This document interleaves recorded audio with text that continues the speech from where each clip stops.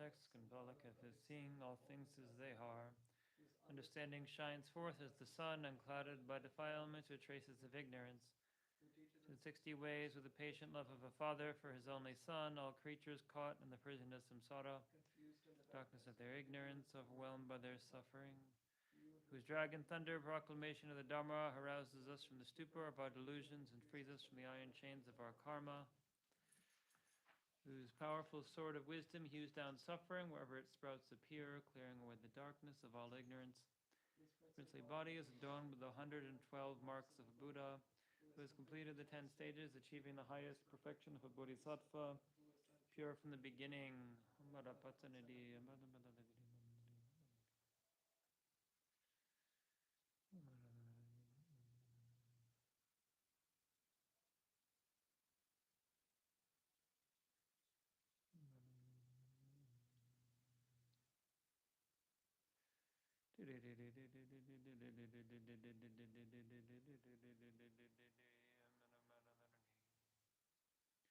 O Manjushri, all loving one, with the brilliance of your wisdom, illuminate the darkness enclosing my mind, lighten my intelligence and wisdom, so that I may gain insight into the Buddha's words and the texts that explain them. Wisdom inscribable by words or thoughts does not arise and does not cease in nature like space, whose object belongs to the individual subject's awareness. I prostrate to the mother of the conquerors of the 3 times. That here at one time the Bhagavan was dwelling in the massive Ultra's mountain and Urdhagriha, together with a great community of monks and a great community of bodhisattvas. And the Bhagavan was absorbed in the concentration in the categories of phenomena called profound perception. At that time, the Bodhisattva Haryavataravalakiteshvara looked upon the practice of the profound perfection of wisdom and beheld those 5 aggregates also as empty of inherent nature. The power of Buddha, the Venerable Shariputra, said this to the Bodhisattva Mahasattva Haryavalokiteshvara: how should any son of the lineage train who wishes to practice the activity of the profound perfection of wisdom? Said that, and the Bodhisattva Mahasattva Haryavalokiteshvara said this to the Venerable Shariputra: son of the lineage, or daughter of the lineage, who wishes to practice the activity of the profound perfection of wisdom, upon it like this, correctly and repeatedly beholding those 5 aggregates also as empty of inherent nature. Form is empty, emptiness is form. Emptiness is not other than form. Form is also not other than emptiness. The same way, feeling, discrimination, compositional factors, and consciousness are empty. Shariputra, likewise, all phenomena are emptiness without characteristic, unproduced, unceased, endless without saying, not deficient, not fulfilled.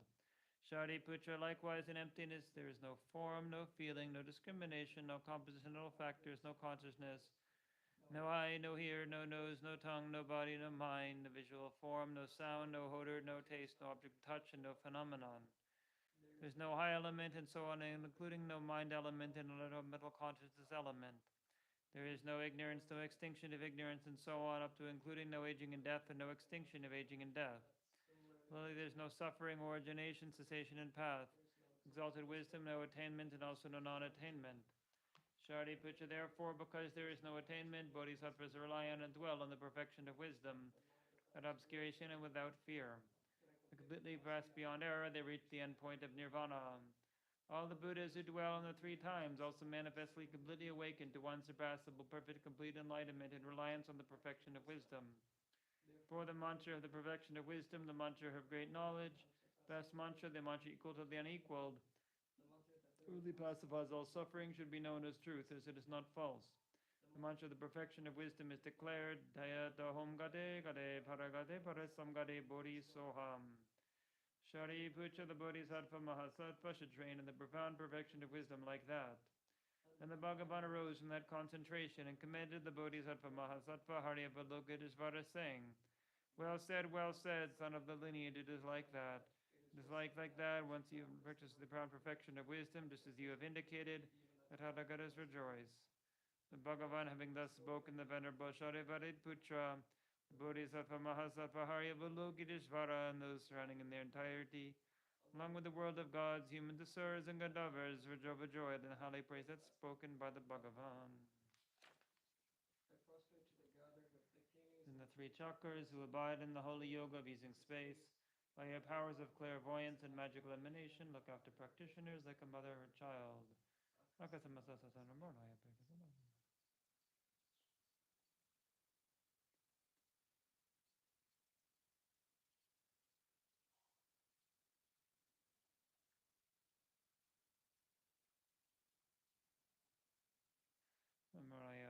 Dayada Gade Gade Parasam Gade Bodhi Soham.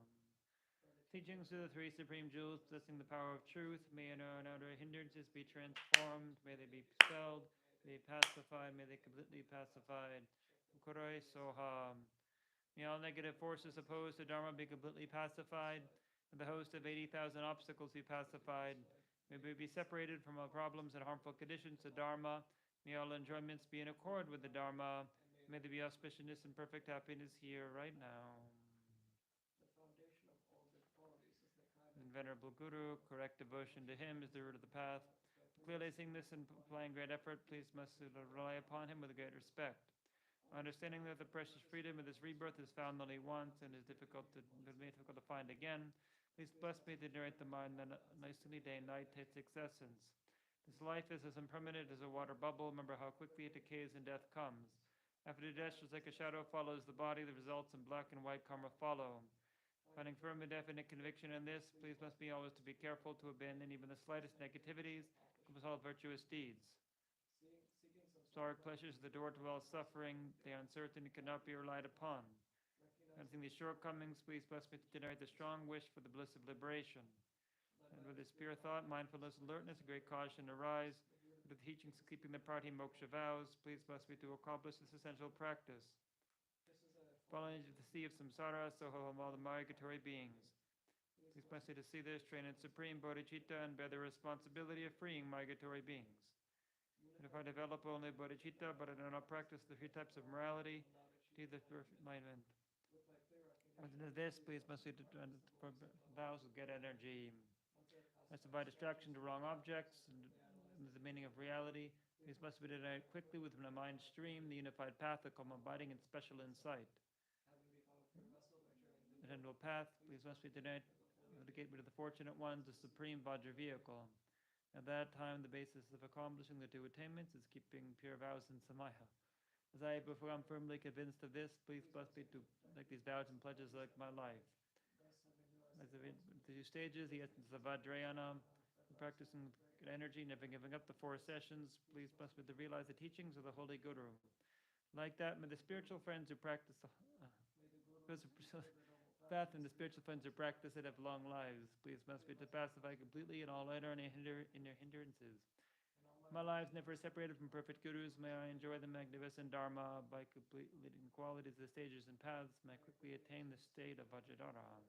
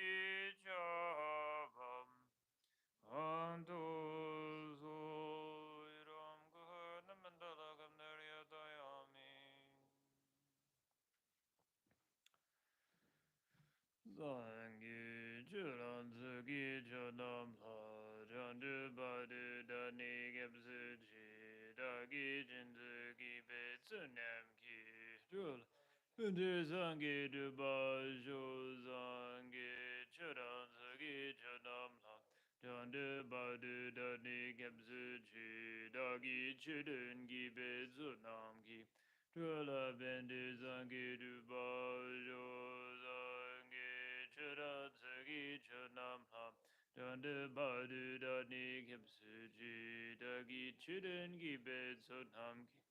Dula bende zangi du ba sho.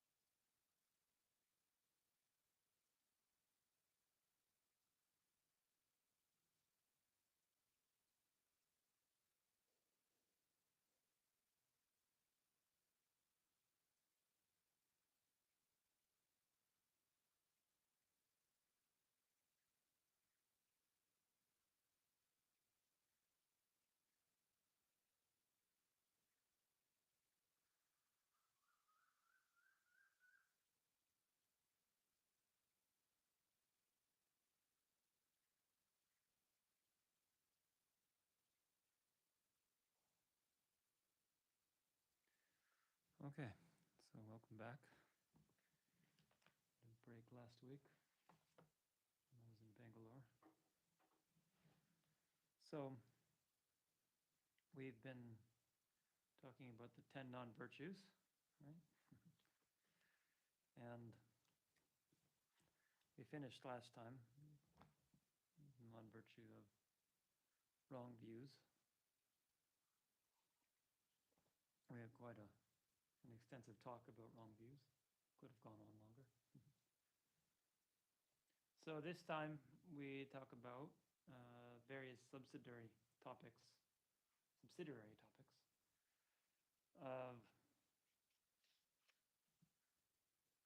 non-virtues, or generally the virtue and non-virtue.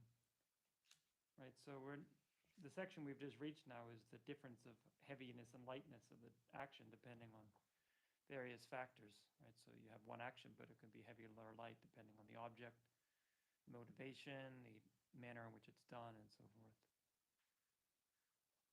So that is together with the actual paths of non-virtue, nakbo lelam, really the black actions, paths of black action, and then the explaining the results of that, which we'll get to next, maybe today, depends on how we go.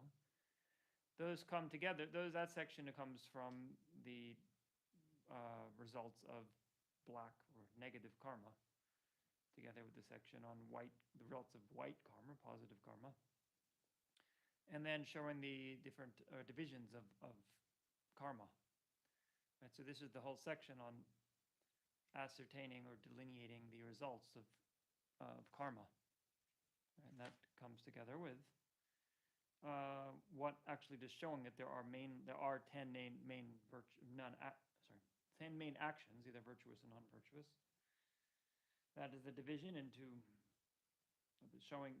contemplating karma in terms of the individual characteristics, and then that comes from the general explanation or general way of contemplating karma. And that also thereby comes from the general way of thinking about karma. Later we'll have the specific way of thinking about karma, which is different than thinking about individual actions, as we'll see. And then after having contemplated about it, then how to engage and what to refrain from.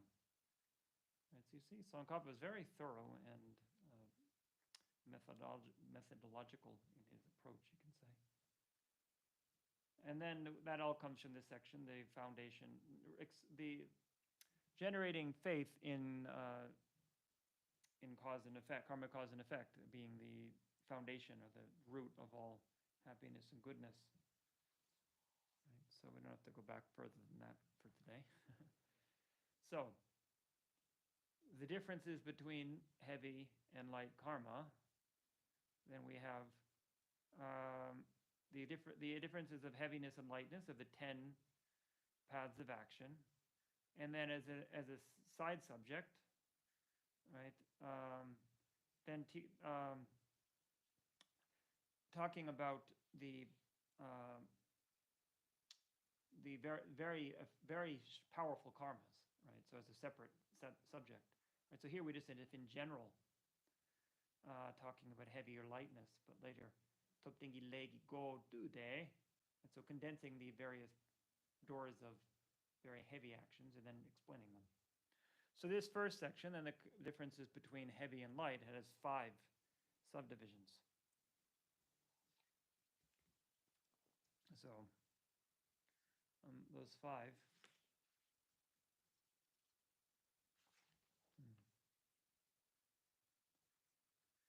So it's how do we say it? I didn't actually mark how it's different, but how it's lineated.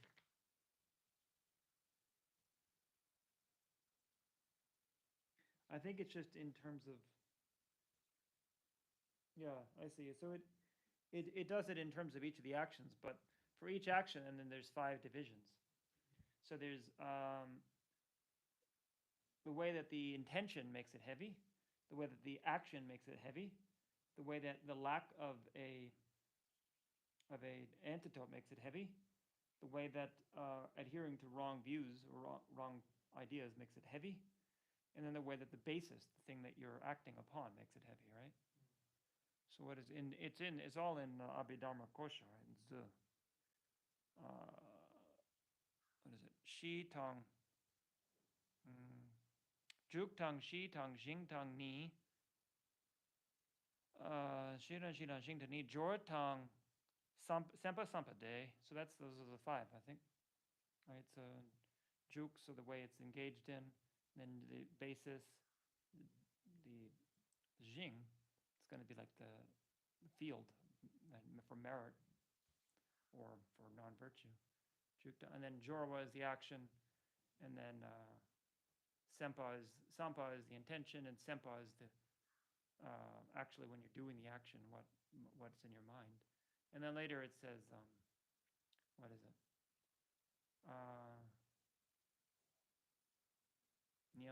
Migyo nyampo me patang. Yeah, so then saying without regret for it, not applying an antidote, completing the action.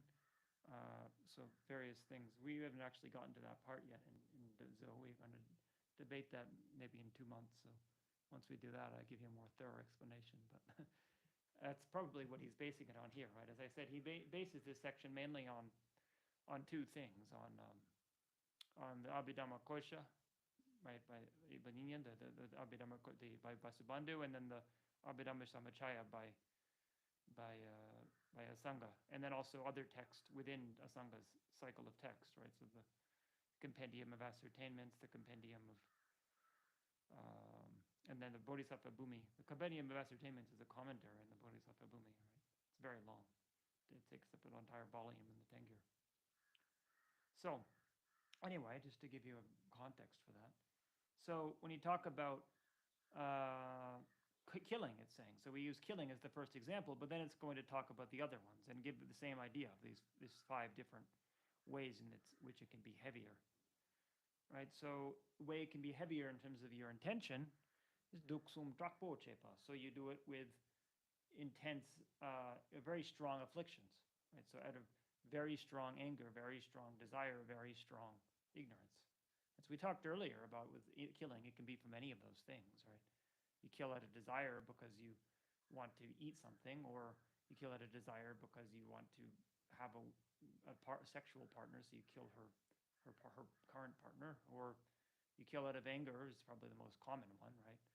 Where they say that generally when people murder people in the world, I think something like close to 90% of the time it actually is done as some kind of sense of justification for something, right? It's rarely just done randomly or just, as a kind of, I don't know what, there's all kinds of reasons people might kill, but it's usually they feel that they're justified in what they're doing, right? So that's often the result of anger. When people are angry, it's said that you, what seems to be perfectly reasonable to you and not driven by emotion is because you don't realize that you're under the power of your emotions. And then wrong out of ignorance, we mentioned like people who sacrifice animals or other people, thinking that that's a virtuous action, something like that, or just that they kill people thinking that it's actually the best thing to do. They're wanting to protect their country, which is not a bad motivation per se, but then they go to extremes of trying to kill people that they find threatening. It's not necessarily out of anger, or there's probably some anger involved, but as we said, I think we have this also from Abhidharma, right? Sokcha Sudan nusem siksupo shedaki nizoperche. So the motivating factor, the causal motivation could be in any of the 3 poisons, but at the time of doing the action, that it's necessarily anger. You have some kind of motivation of anger to actually inflict the harm on the person, right? So that's for killing for harmful intent and for harsh speech, right? So if you're, for example, you want to kill some woman's husband because you want access to the woman, then when you're actually killing the person, what's in your mind is anger, but the motivating factor before that was the desire. So in any case, what makes it heavier is that you have a very strong motivation, a very strong affliction, really.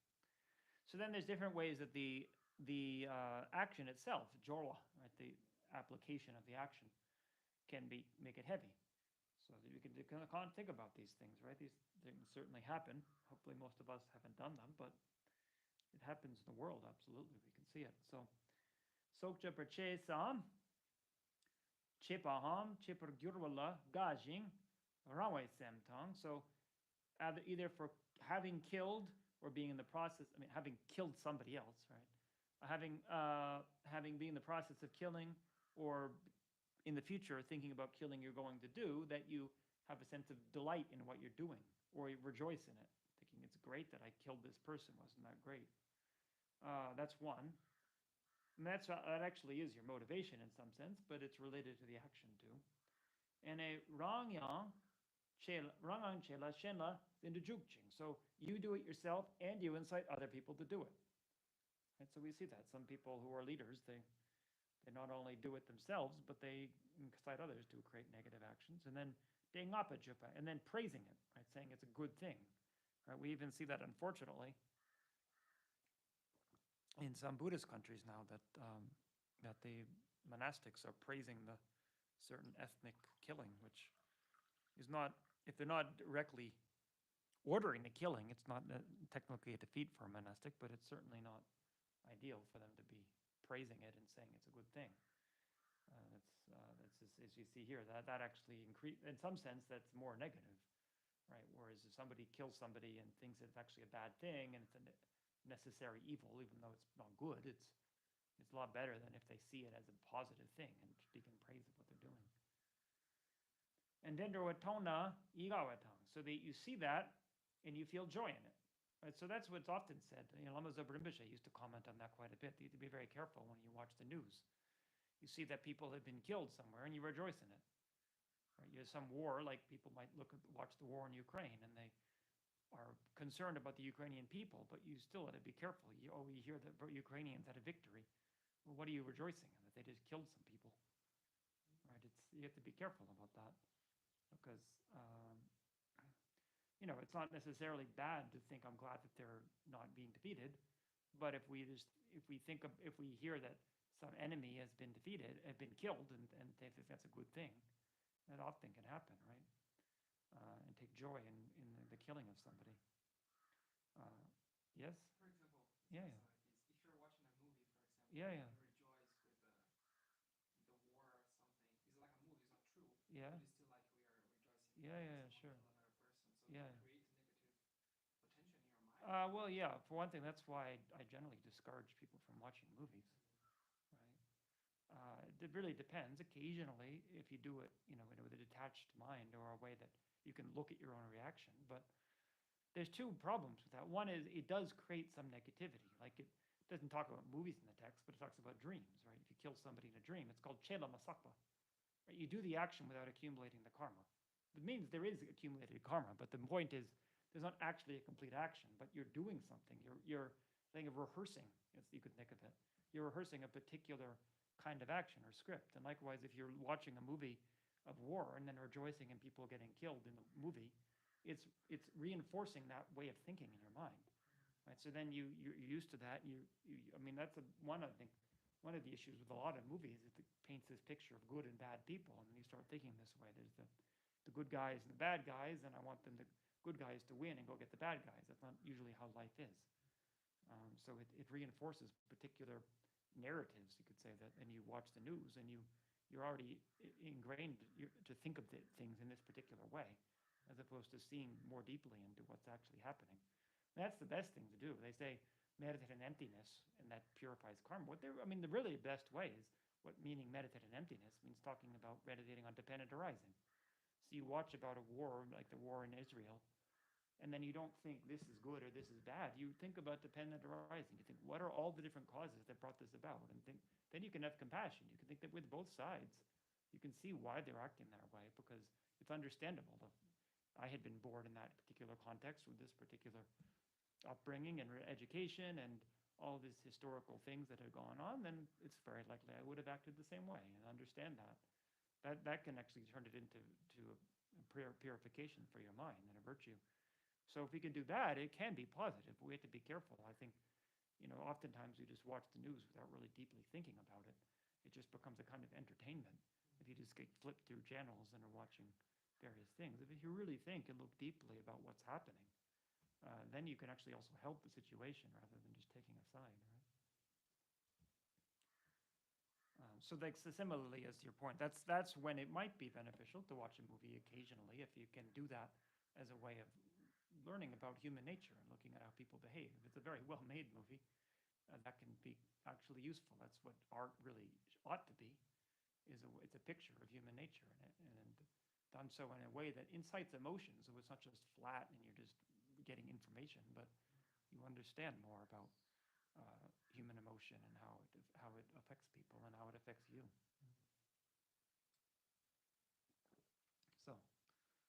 So taking joy in it, and then yunringpo ne samshing sape semgi chepatang.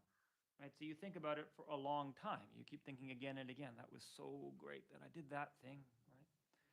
And then sakpe semgi chepata, and then you actually are accumulating karma again and again. Every time you rejoice in it again and again, you're accumulating a new karma. And then daktu tang gupa cheching, so that these are you talked about the two factors in an action. Daktu tang gupa means you do it continuously, or you do it with a lot of dedication. Right, so those are the two things for virtue also. Like it said, if you meditate continuously with a lot of dedication, that's the strongest imprint of meditation. But likewise with killing, If you just kill continuously, or you do it with a strong sense of dedication to what you're doing, it's not just something that you're doing because you're following orders or because it's your job. You really have a sense of I have a passion about doing this. Then it's increasing the negativity of the negative action. And then lenre yang mangdu sopa. And each time you do it, you kill a lot of people or a lot of animals or whatever it is. Killing a lot. Well, that would make sense. The more you do.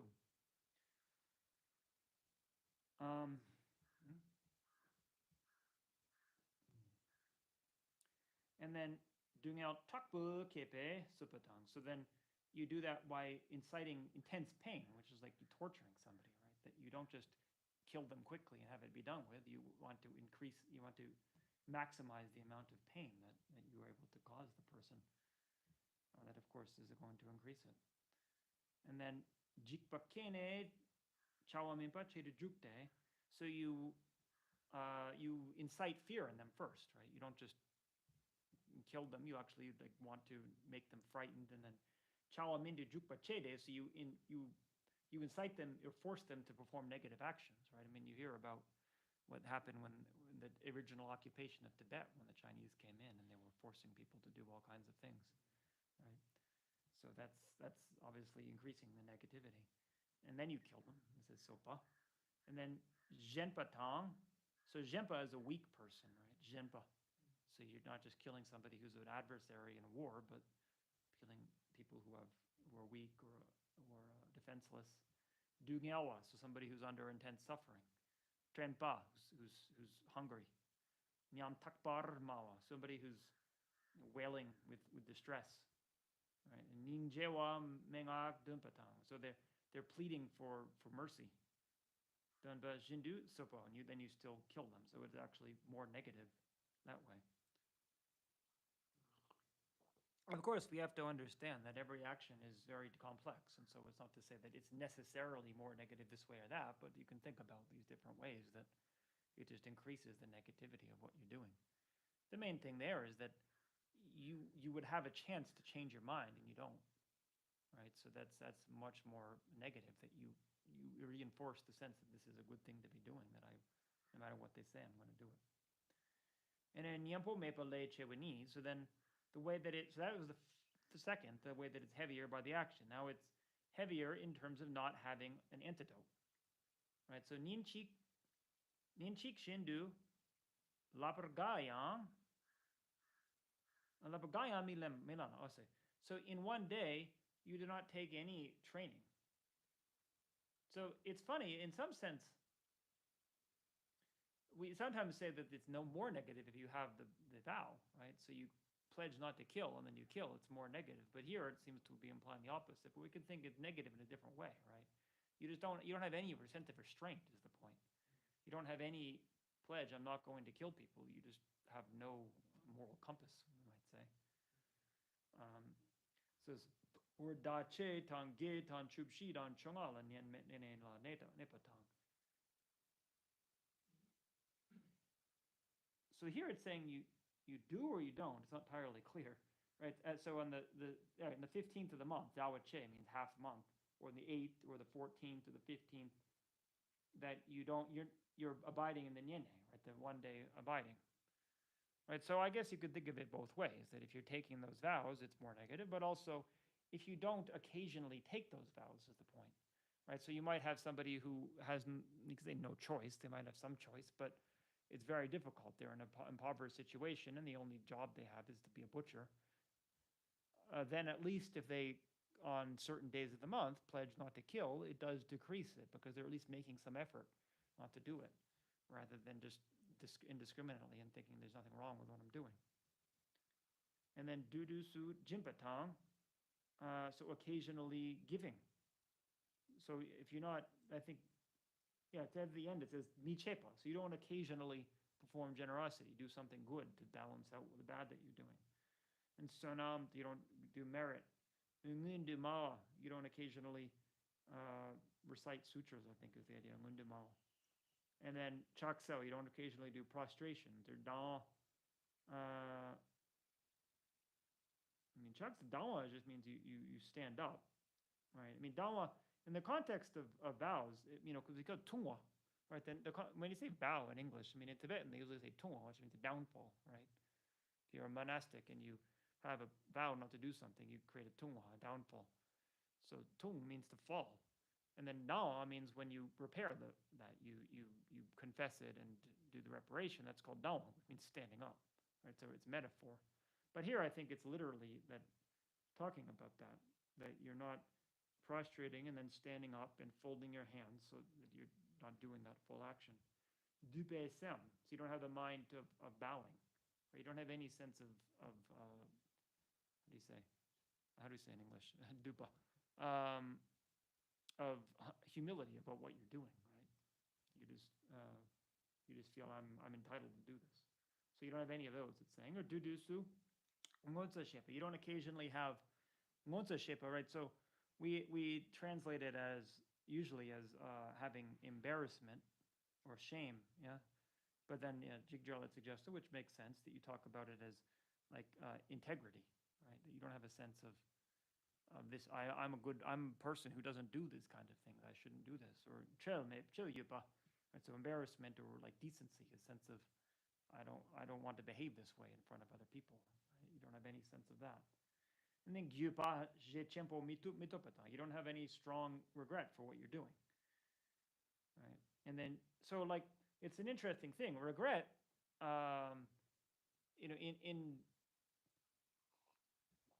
in the minds and awarenesses, right? It's one of the changeable mental factors. Means it can be virtuous or non-virtuous.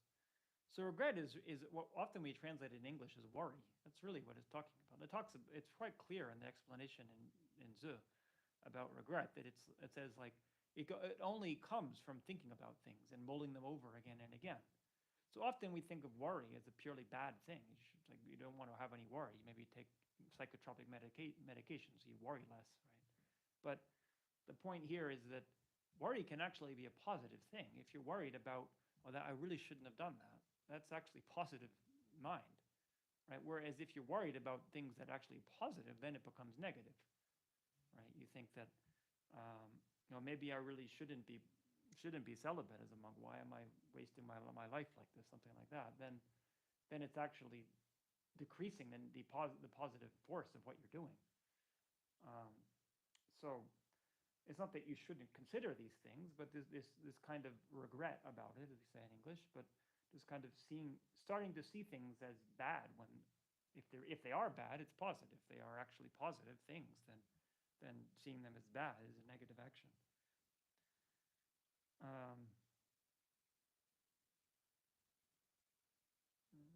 It says tetsum legu. So it says from what do you say? Regret comes out of doubt, right? You start questioning things, right? And then that can be good or bad, right? Okay, so then jiktenbe chaktra alam chungopatopala mirekpaho. Right, so that you don't touch to. The point is you don't do any spiritual practice. That's that you don't achieve. Jiktenbe chakra would mean you don't have freedom from worldly attachment, meaning that you don't achieve the jnanas, right? The concentrations where you're free of ordinary attachment, or that you don't achieve actual realization of the Dharma. And so without that, then your negativity is stronger. If you achieve those, it decreases the negativity. So then next we have loparangombar jempa lechiwa. So it's heavier in terms of adhering to wrong views, essentially. So chujin chepa dagitawa de tempe. So you have the view that that sacrifice is a good thing, right? So based on that view, then chudine supatang. So you wishing to be a religious person, you kill, right? So that's an interesting thing. When I remember when there was the terrorist attacks in 2001. It was a big. I've mentioned you guys. That was a defining point of our young lives at the time, for good or bad, but it was my first semester of college. So a lot of people were talking about this, all the different how do you say, all the different ideas about what is right and wrong, what's a good response, how do we think about these people, what did they do, and all that. So I remember talking to one of the people at college is actually my fencing coach, right? and he was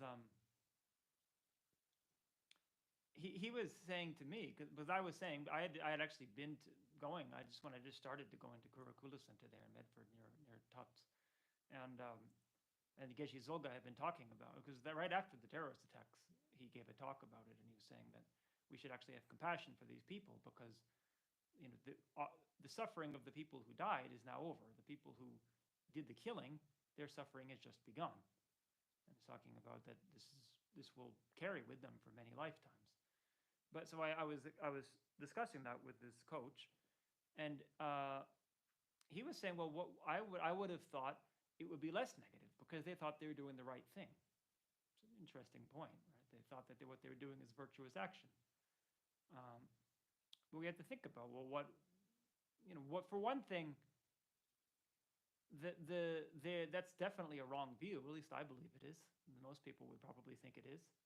So it's reinforcing that wrong view that you're going to continue that thought process in the future. And secondly, that you think it's right, but your idea of what right is very discriminatory, very, very, how do you say? It delineates between who are good and bad people, and therefore it's right to kill these people. So it's not really a sense of right based on a higher sense of there is some higher good in the universe that is compassionate for all beings. It's a sense of us versus them, and our side is right and their side is wrong, even though it is manifesting as a religious view. Essentially, the religious view is saying that one particular faction is correct and the other faction is incorrect.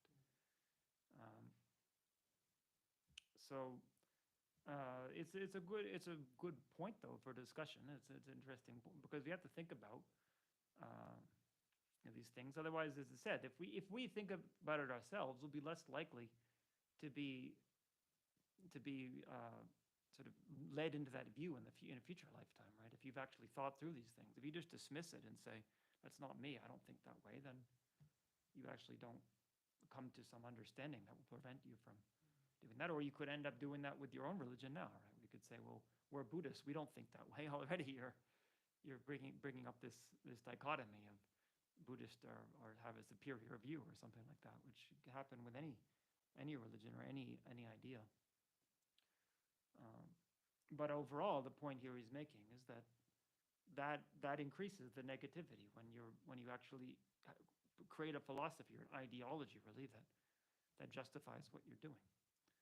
And so then chuknani kegudapo yuchigi gyurtrune sekyang nipamedo, or you think that cattle and so forth, all the livestock, the Lord of beings, he emanated them as an object of use for us. So it's no fault in killing them, right? I also, harking back to my college days, I guess this is when I had actually experience of the world, right? And a lot of things to reflect on that since I've ordained. So I remember talking to a lot of my Christian friends, because there were a lot of Christians back at Tufts, even though it was a liberal college, and explaining my reasons for being vegetarian. And one of them just said to me quite directly, and sort of there was no further discussion, as well, God created animals for men to, not to consume, I think was the point, but that God gave man sovereignty over animals, so it's okay to kill them. That's the end of the discussion. So that's again a view that it's a view that's in some sense a religious view, but then it's creating this dichotomy. I talked to you about earlier. We don't have this so much these days, but maybe some people hold this view. But this was very strong in times when there was less understanding of different cultures, and then with the Crusades and with the very well-known saint in Europe saying that it's okay to kill Muslims because God made it this way. It's the kind of views that people come to when they're very strong in their ideas and not don't actually really examine the opposite side and try to get to know the people and see them as human beings. We say it's demonizing, or there's a word for it where you just see something as an object or see it as in relation to your ideology rather than actually understanding other sentient beings from their own experience, right? So nyampa sok lokta ganunat and de sopaho. So from any kind of wrong view, then you kill.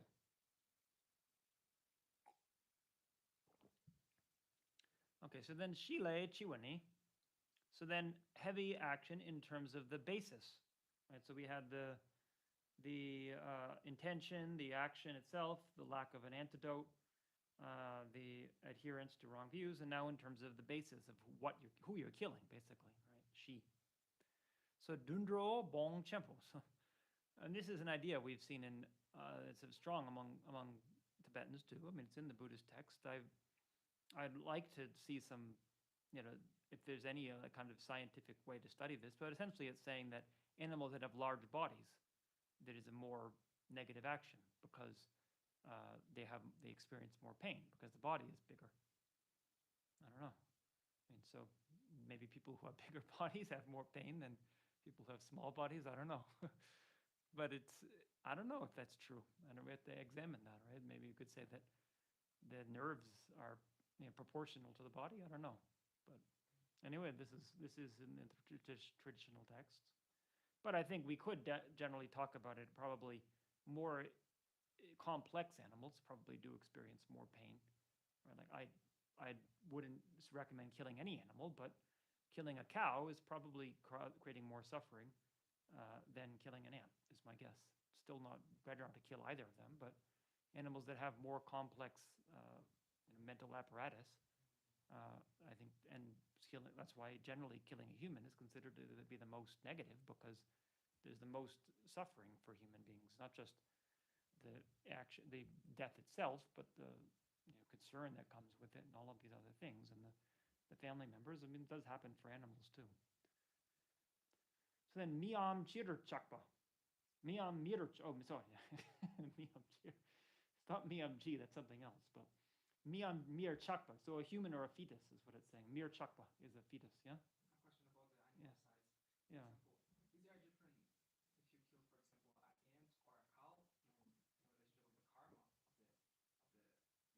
Well, that's what it's saying here. It's heavier karma to kill a bigger animal, is what it's saying here. But I would suggest maybe it's heavier karma to kill a more complex animal, right? Like I mean, also there's a question: where do you draw the line between sentience and non-sentience, right? In science, they usually, I think, start with worms, right? Because they have the most primitive brains. So a jellyfish technically wouldn't be sentient, actually, in that context. So. But in any case, I would say, although I wouldn't kill a jellyfish, I would say it's probably less negative than killing a cow, right? Because it's just the amount of deliberation that the animal can, also probably the amount of pain. I would think the nervous system of a cow is much more complex, so there's probably more experience of pain. Jellyfish is not that different from a sponge, right? It's only one step above a sponge. I don't even know if sponges have nerves.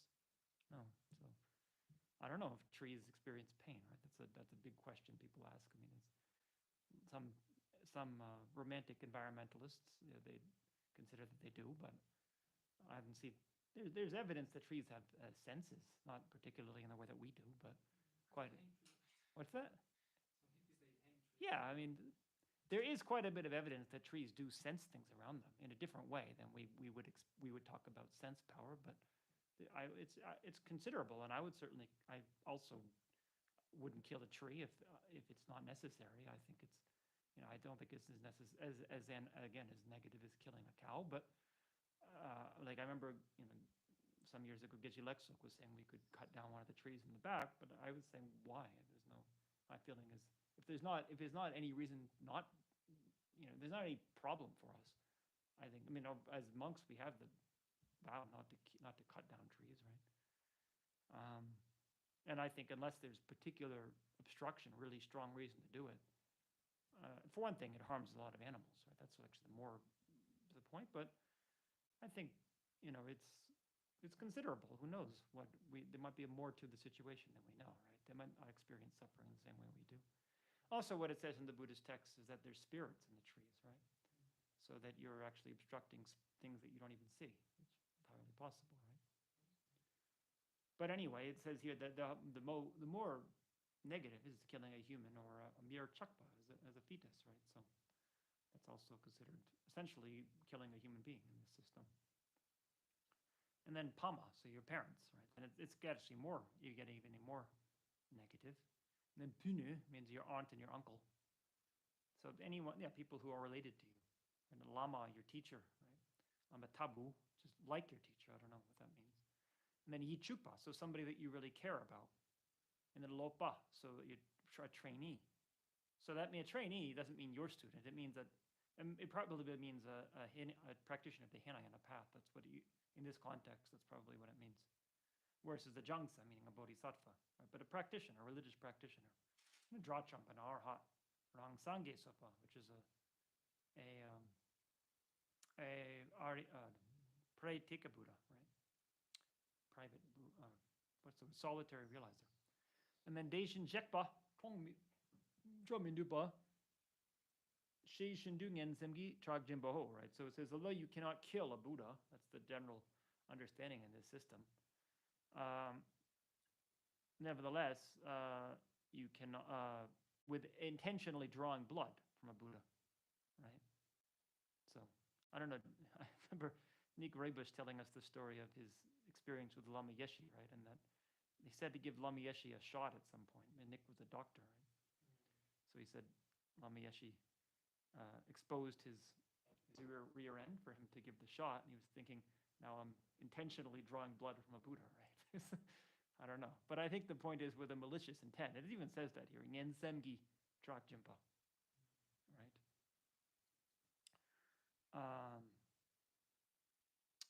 So, yeah, there's a lot of discussion about that in the text, but we don't have to get into that. But the point here is that it increases the negativity if depending on the object, right? If it's somebody that you care about, if it's somebody that trusts you, right? Right, so it says, again, in the Zu, this is what we're talking about these days, so it's in my mind.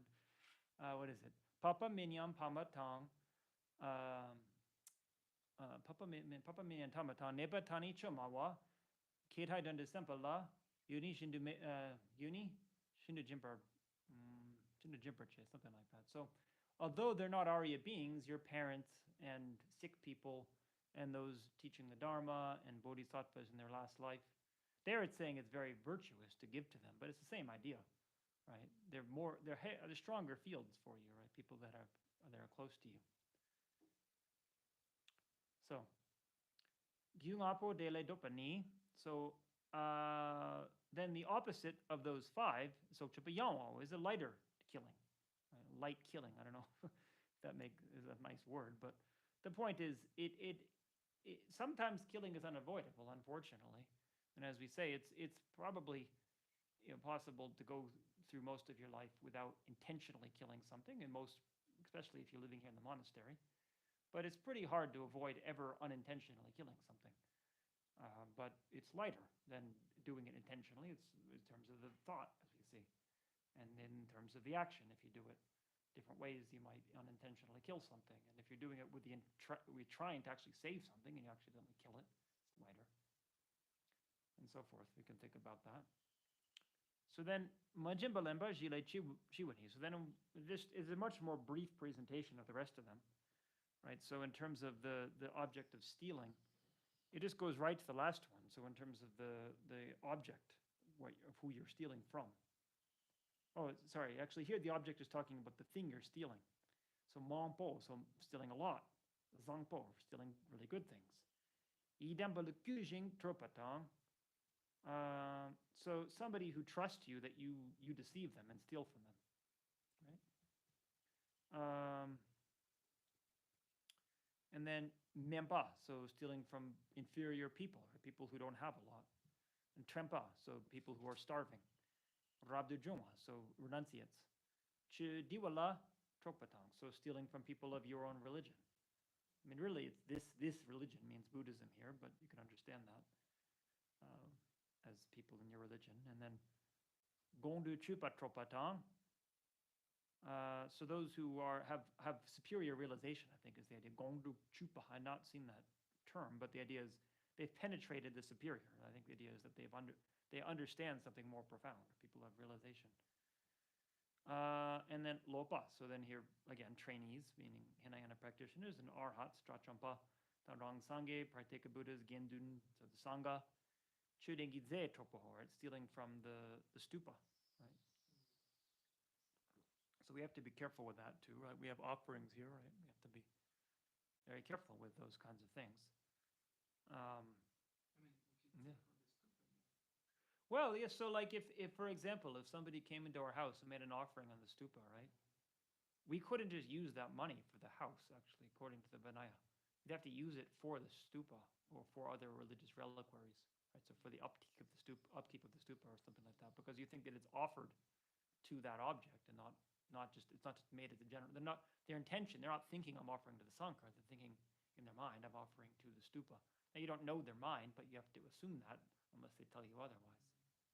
I see. Sometimes I go to Nandurani monastery down there, Right. and they do a lot of offering to the stupa, like water and fruit and stuff. Yeah. Yeah. Yeah. The people during Kora, sometimes they take like the water, Well, and they put it in their heads, like they feel like there's a drink. So they don't know. I mean, there probably is a. I mean, it's the Indian people, right? It's yeah, not lay the people, not. Tibetan lay Oh, people. even Tibetan lay people. Okay, well, I guess they just don't know. But Most of them are Tibetan. yeah, okay. So yeah, they are Buddhists, but they just don't know that, right? It's good that better. Maybe it would be good that they know. But I remember after the Kala Chakra back in 2006 in Amaravati, they had the mandala there, and then after His Holiness left, they opened the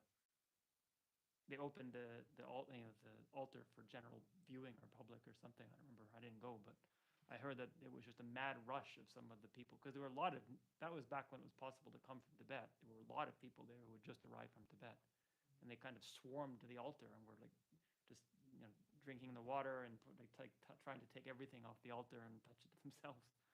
So in some sense, it's a mind of faith, right? It's an intense faith in His Holiness is positive. I mean, there's that story of Ben of Kongpo. You've heard that in the I think it's the Ben of Kongpo. Somebody from Kongpo. It's in the Lamrim, I believe. It's in the Prabhankar Rinpoche. Yeah, he talks about this that the this. I mean, I'll say Ben of Kongpo. I think I may have the name wrong. There's maybe someone else, but anyway, so he's just like a simple villager. He comes from Kong. Is a region in Kongpo in southeast Tibet, and so he comes to Lhasa to the Ramoshe temple, right? And there's the Jo Shakyamuni Buddha there, right? So I think it's the Maitreya statue that it is, but whatever the case is. So what is it? It's raining, so he's concerned about it. So he puts his shoes on top of the statue as a way of protecting it. Right? But then he goes there on his Kora, and the temple caretaker comes and looks and gets very offended. He says this person put his shoes on the Buddha. So he's reaching up for it, and then the statue says, no, wait, I'm holding those for Ben of Kongpo. And I think the story is then what is it?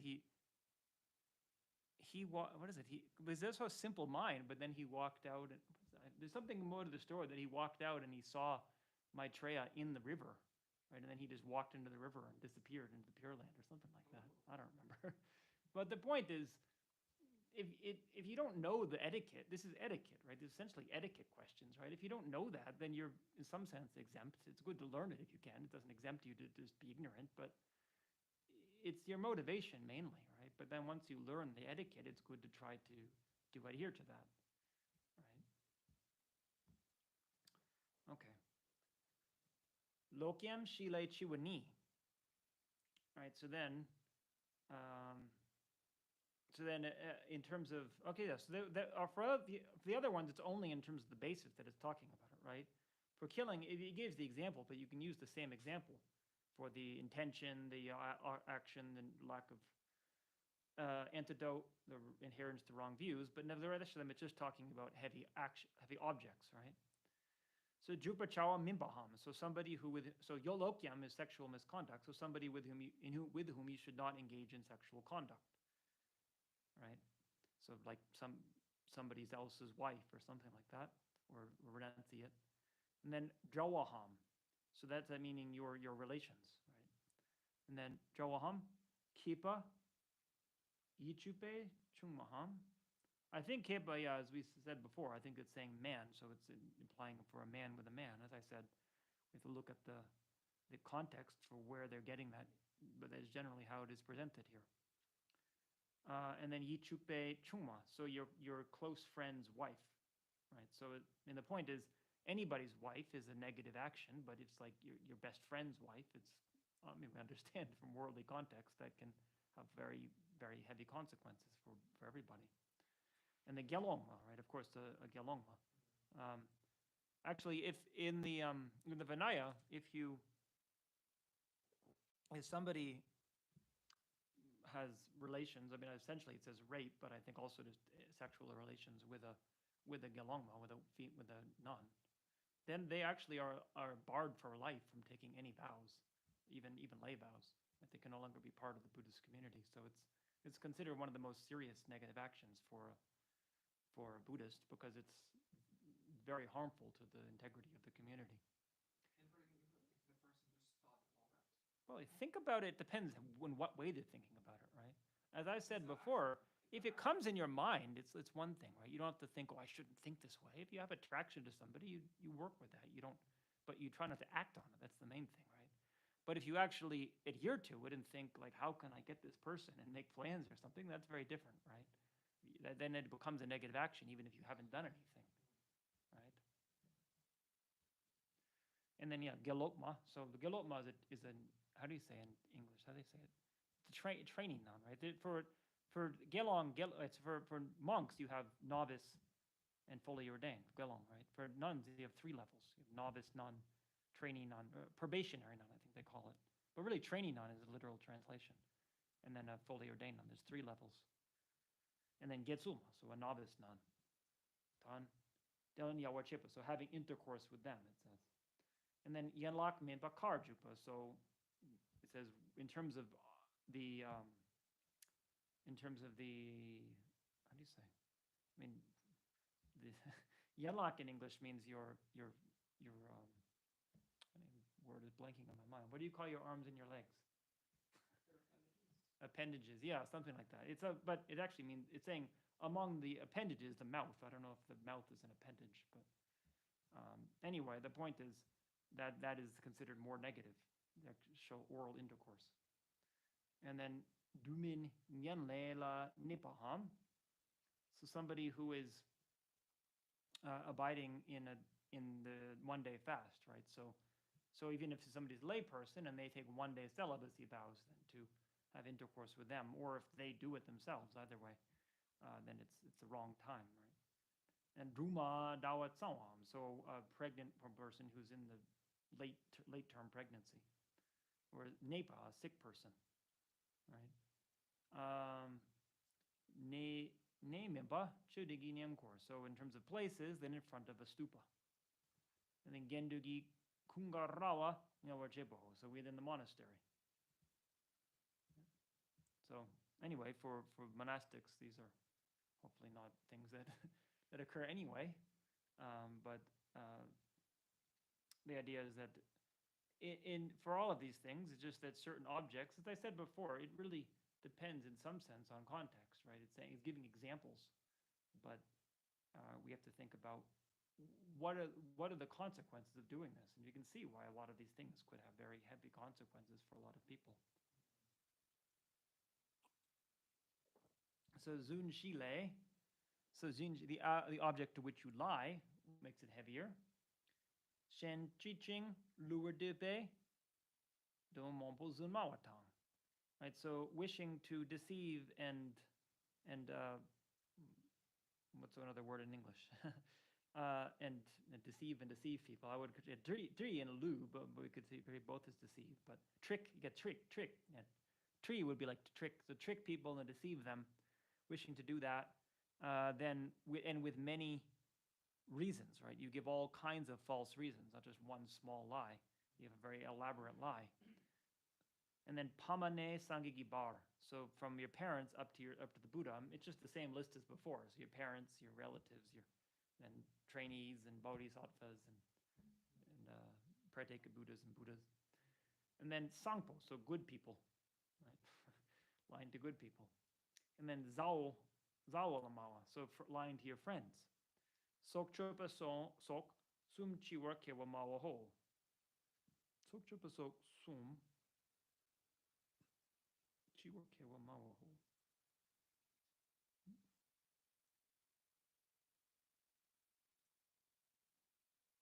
I think the idea is that it's lying. It's a bit of funny grammar here. It's like the three negative actions, so including killing. So it's probably killing, stealing, sexual misconduct.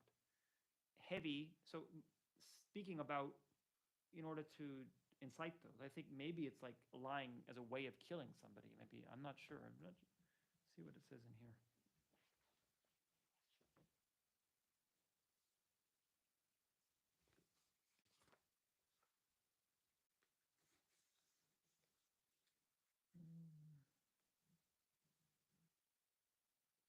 Yeah, yeah. So it's lying that gives rise to one of those three actions of killing, stealing, or sexual misconduct. Right? So you lie in the context of having somebody killed. You ever read Othello? You read Othello? No.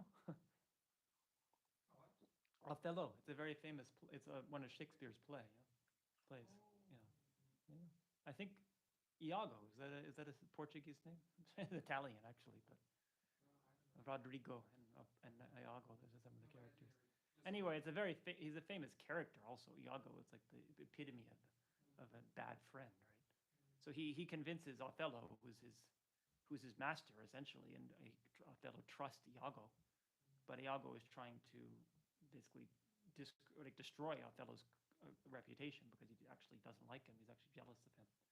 So he lies and creates this whole idea in his mind that his wife is cheating on him in order to inspire him to kill his wife. That's basically the plot of the play. So those kind of things, right, where you're lying in a way that it like how do you say it? Like a scandal, right? You're creating a whole elaborate conspiracy, maybe you could say, to create a particular desired outcome, which he did get what he wanted. He managed to destroy Othello's career, but then of course they caught him in the end. So everybody, like in many of all of Shakespeare's tragedies, everybody lost. No, but nobody gained anything from that whole thing. So so then in order to split the sangha, you lie. Or that's considered the heaviest negative action. I mentioned that before.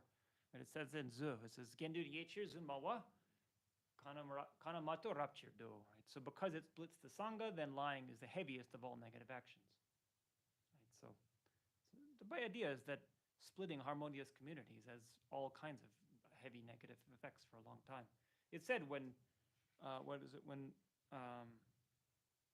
the sangha was split, right?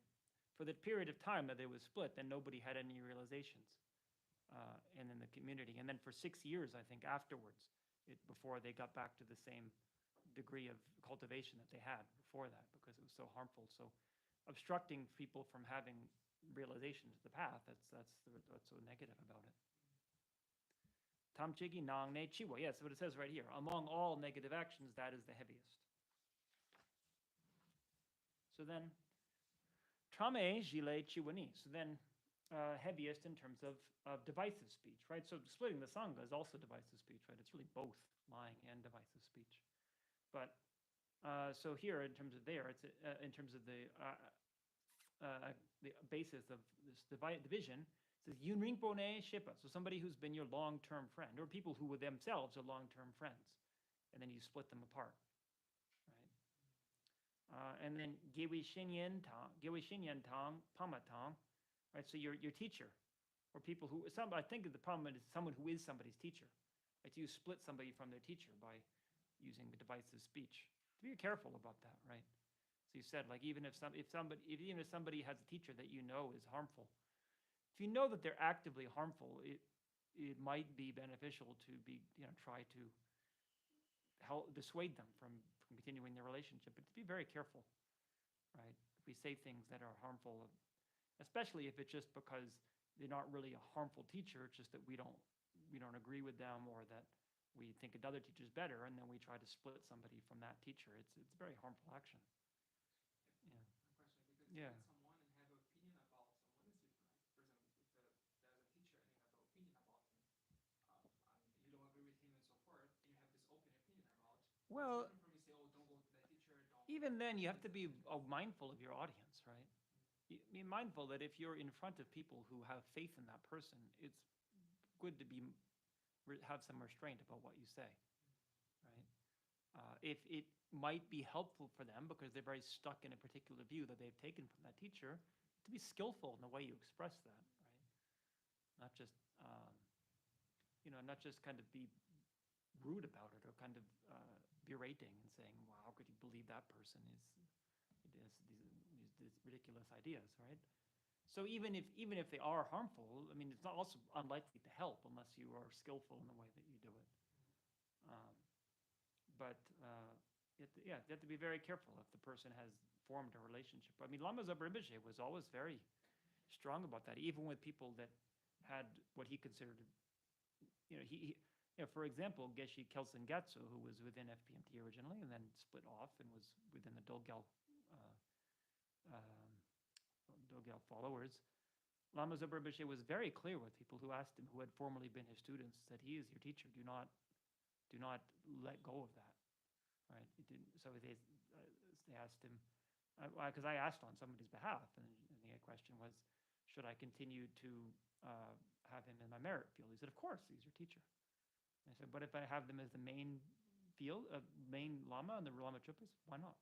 It's almost Rinpoche was quite direct about it, and the point was he didn't encourage them to continue taking teachings from them, but the point was that you view them as they're manifesting this for beings, but that you should that from your side you don't break the samaya that they created with the teacher. Now that's a very complicated question because that's all okay for you perhaps if you're able to maintain the distance from them, but what if they're actively harming others? Do you just not speak out? Right? That's an issue. Or if the teacher has abused somebody, do they not allow themselves to experience the anger that allows them to work through the trauma? That's a very difficult question, right? So like in terms of splitting from teachers, I mean, I remember there was one woman who came here to the house one time who was talking about her experience with a teacher that I agree is, I would certainly discourage people from being or involved with him. But she was saying that she had been, and that her friends basically had to have an intervention for her to, like if somebody's alcoholic, you have an intervention and help her to see that she was basically part of a cult, as she put it. And but it's emotional thing for the person, right? So you have to respect that they have respect for that person and be careful in how you approach it. But at the same time, in her case, she's very grateful because she says that it was very harmful for her, what the teacher had kind of brainwashed her, she felt. So it's a sticky issue, to say the least. But I mean, anyway, that's a side point because here he's not talking about non-virtuous friends, right? He's just talking about generally teachers, that people split people from their teachers, right? It happens. I've seen people. I've seen people literally split people from good teachers, but I've definitely heard people actively criticize people that I consider very good teachers in front of their students. That's considered a very negative thing to do, right? To think about, and then the consequences of doing something like that, right? Be careful with our speech, right? This is our whole non-virtuous speech, and sometimes we don't even think about it as a negative action. We think about killing and stealing. These are obvious negative actions, right? But speech can create a lot of harm. So then, pama, so parents, right? Splitting someone from their parents. And then buham, gendun chepa. So so pama tam bu. The point is parents and their children is the idea. And then gendun chepa, so splitting the sangha. And then lugi sum chiwa kepa chamoho. So the same idea here, that you're using divisive speech as a way of inciting the three non-virtues of body. It's the same example as before, right? That's what Iago was doing. He was using divisive speech with Othello and Desdemona, his wife, that inspired killing. But it happens in the world, of course. Right? People create wars through their speech, where they create stealing or sexual misconduct. Of course, that can happen too.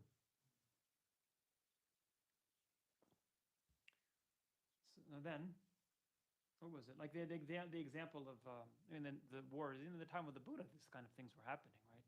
Somebody once said to me, that things were so much more peaceful at the time of the Buddha, so that's why these teachings are somewhat peaceful, something like that. But I mean, I don't. You have to look at the life story of the Buddha, right? I don't know if you know anything about the genocide that went on around the Buddha. I haven't been around any genocide personally, but that time in India, right? The Buddha, he grew up with the Shakyas. Before the Buddha died, the Shakya race was extinguished, right? Essentially, right? There's some left. That monk, Tenzin Punsok Rinpoche's housemate, Punsok, he says that he's actually from the Shakya clan in Nepal. I don't know, but nevertheless, they were massive genocide of the Shakyas, right? So the reason is that, so what is it? That Queen Malika was the wife of King Prasenajit in Koshala, right? King of Koshala, yeah. So she was a low caste woman, right? The story of their meeting is interesting. So how is she related? No, because that's what it was. She and Prasenajit had the son who became the king later. Right? This was later after Prasenajit had died, and his son was the king. Or I think he'd also expelled him, but he also died. So anyway, this boy became king, and then people were criticizing him that he's the son of a low caste woman. And so I don't even know if it was a Shakya person criticizing him, but somehow he got the idea that the Shakyas, what is it? Oh yeah, actually the story was Prasenajit wanted to create a closer tie with the Buddha, so Okay. he wanted to marry a woman from the Shakya clan. Oh, okay. At that time was the Buddha's cousin Mahanama who was on the throne. Oh, okay. And Mahanama, the Shakyans were supposedly very proud people, so they didn't want to give away of their royal women to essentially foreigners. So Right. Okay. they actually had I think it was like a slave woman essentially. Oh, like they took. They like had her disguised as a royal person, or that's the idea? Okay. Exactly, yeah. But that is Malika or somebody? No, not Malika, I somebody, forget yeah. the name for, but the Okay. son that The son of her, yeah, okay. was Vidudabba. Right, okay, so yeah, it's good you know the story better than I do. Yeah, so essentially, then they were criticizing him, so he was angry, so he went and killed the Shakyas, right? So that happened just not long before the Buddha died. It was quite late in his life. But you see, they're just childish things, like people criticizing, calling people names or whatever, and that this is what the kind of things that can happen. And still, we see that kind of thing happen today. One or two people get very angry, and whole countries go to war. Yeah. So, Tsiksu, Shilei, Chiwani, right? So then, harsh speech is in terms of the basis heavier. So pamala sopa, so criticizing your parents. Lama tabula mawa, so telling your lama. Or I think speaking harsh speech to your lama is the idea.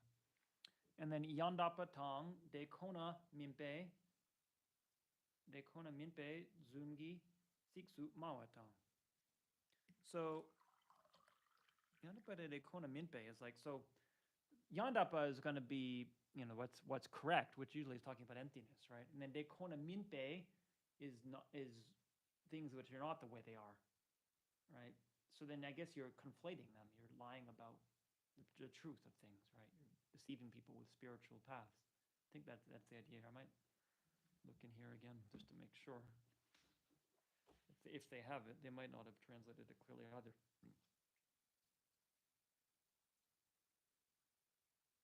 It says untrue or inaccurate lies. I guess the idea is that you can apply the negation, minpa, to both yangdaba and dekona, right? So it's untrue and inaccurate. But the point is that you're lying you're speaking harsh speech with a lie, right? Now, as a gelong, no, it's still the downfall, right? So you have as a gelong, harsh speech is also a downfall for a gelong, right? But so if you lie, if you call somebody like a bad name, even though it's not true, it's still a downfall. But if you don't use a harsh word, actually, it's not the full downfall. It's still not ideal. But say if you're sarcastic, right? So like, oh, you're so smart. That's what you just said, right? But obviously everybody knows what you mean. But it's actually not considered the full downfall because you didn't have it's still a partial downfall. You still have to confess it, but Not for the you're not excused from it, but it's not a confessable defense. Actually, technically, you don't have to confess harsh speech, right? because So some of my classmates we just like yeah, every time so it's yeah. I mean, you still got to be careful, right? And it happens in debate, right? I mean, certainly they call it like shamgo. Please don't do that, right? Don't call your classmates shamgo, right? if you're teasing each other, for example. Even teasing, I think it's I'm very careful about that, right? Because you never know what people how they really take it, right? But I don't use bad names, but it's hard when you're debating because it gets so heated, right? And people just say really annoying things that they're just refusing to accept reason. So sometimes you use what was more harsh wording, right? It's difficult. That's probably one of the very good things about the practice of the debate is you're forced to work with very difficult emotions, whereas usually we are very polite. But you have to be careful, right? I know one of my classmates, and it's been an ongoing struggle for both of us because both of us tend to clash a bit in the damcha, and we say things to each other that are probably we wouldn't say other places, and so yeah, it's a good practice, I absolutely, but I would just be careful with it, right? I've never gone to the extent of calling somebody a bad name in the debate, right? I don't think that's really helpful. Even without intention, like just for teasing each other, not only Hey, during the debate, but like when you hang out with your friends, so also yeah. not really want them I think I wouldn't do that even as a when monk. it's No, no, no, no. I think it says even in a joke not to forsake the three jewels, right? I think it's a similar thing here, even in a joke, not to use harsh words for people, right? Um, yeah, you have to fit in. You don't have to like make this big show. I don't do this, right? You don't want because you're getting used to being friends with people, but nevertheless, I have certain principles that I don't cross, and I'm satisfied with that, and people respect that usually, right? And if they don't, maybe in some sense that's their problem, right?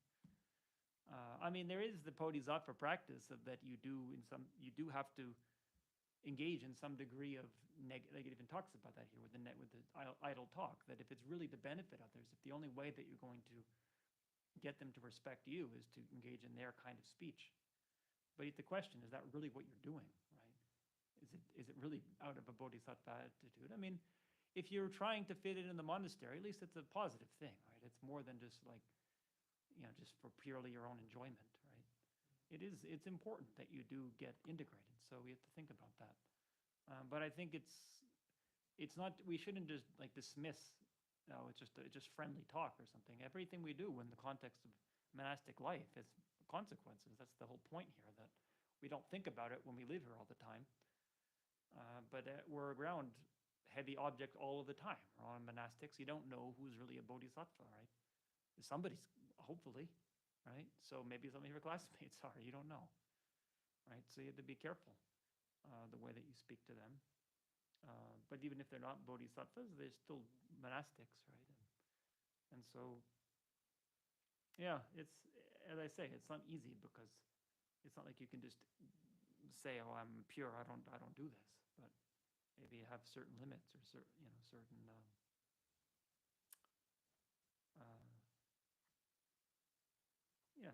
Try to be skillful about the way you do it, right? It's possible to fit in without it's possible to fit in without being mean, essentially, right? In the end, I think you actually find you fit in better if people like if you're kind, right? You say nice things. Like some of my classmates, like one of my classmates, I was thinking as soon as I said bodhisattva, if I had to guess if any of my classmates are bodhisattvas, I would definitely guess him. Maybe more than one, but somebody that I've always been very impressed with. Even the first time I saw him, I just thought there was something quite unusual. Um, and all these years, he's very well integrated in the class. He's not, he doesn't. People to stand out. He doesn't make this show of I'm holy or something like that. Not at all. But I notice when they're like making jokes and saying things that are really not quite appropriate, he doesn't say anything.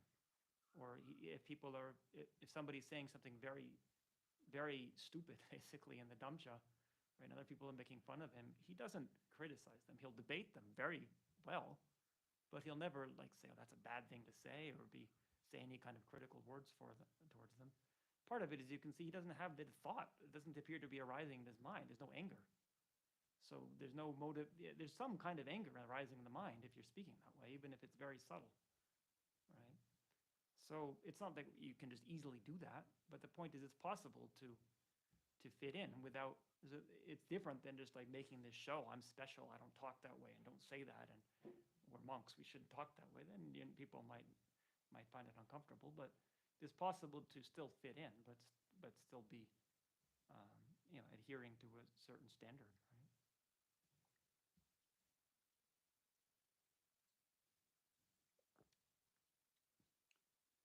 So,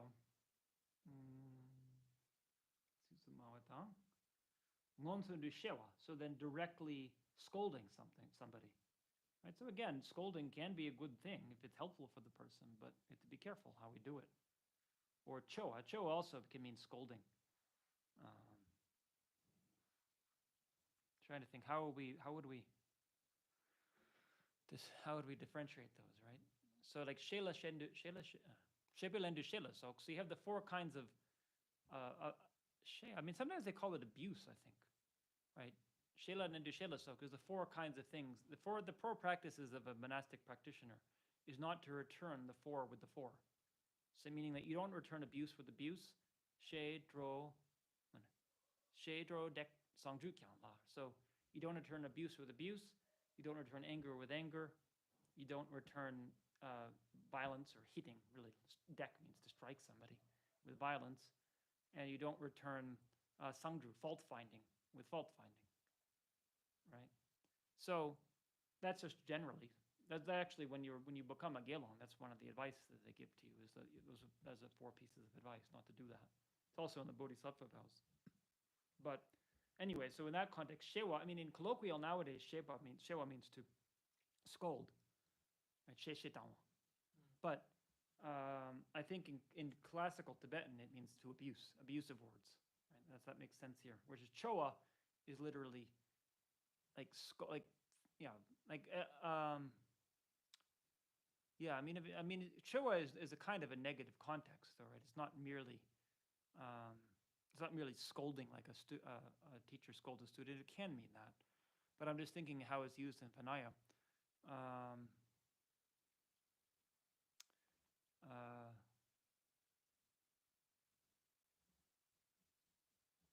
I'm thinking there's one context where I'm forgetting, but also for like the Gelom vows, right?